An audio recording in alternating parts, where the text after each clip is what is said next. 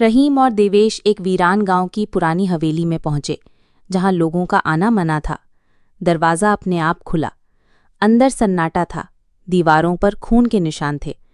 अचानक एक तस्वीर जमीन पर गिर पड़ी। तस्वीर में वही दोनों थे, लेकिन साल 1920 की तारीख के साथ। देवेश कांप उठा। हम तो पैदा भी नहीं हुए थे तब। पीछे से एक फुसफुसाहट आई। तुम दोनों यहीं के हो, लौट आए आखिर। दरवाज़ा बंद हो गया। रहीम और देवेश रात के वक्त गांव के पास की एक पुरानी हवेली की तरफ बढ़े। गांव वालों ने मना किया था, उस हवेली में कोई आत्मा रहती है। जिसने भी अंदर कदम रखा वापस नहीं लौटा। लेकिन रहीम को रहस्य जानना था। दरवाज़ा खुद ब खुद चर की आवाज़ के साथ खुल गया। अंदर की दीवारों पर धूल, मकड़ियों के जाले और खून के निशान थे।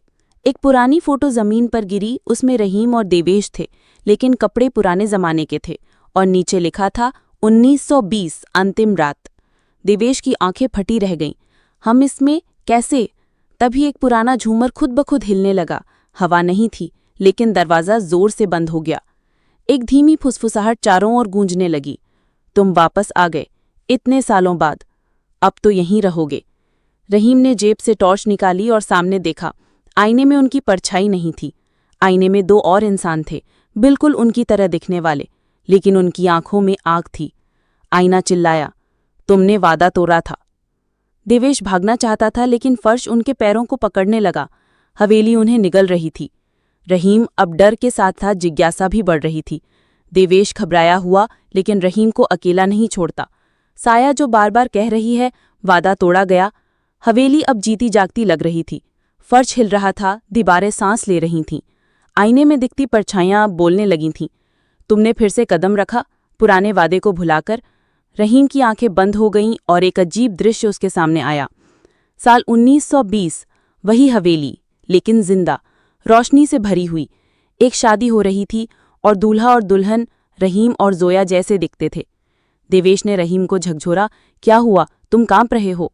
रहीम बोला, हमने पहले जन्म में इस हवेली में शादी की थी, लेकिन कुछ अधूरा रह गया। तभी दीवार फट गई और एक छुपा कमरा दिखाई दिया। अंदर एक टूटा हुआ विवाह मंडप और एक पुराना पत्र। मैं जोया हूँ। अगर मेरा वादा पूरा ना हुआ तो ये हवेली कभी चैन से नहीं सोएगी। जो वादा अधूरा रहा वही शाप बन गया। देवेश समझ गया, इस आत्मा को मुक्ति दिलाने के लिए उसी मंडप में शादी पूरी करनी होगी। अचानक हवेली शांत हो गई, जैसे इंतजार कर रही हो।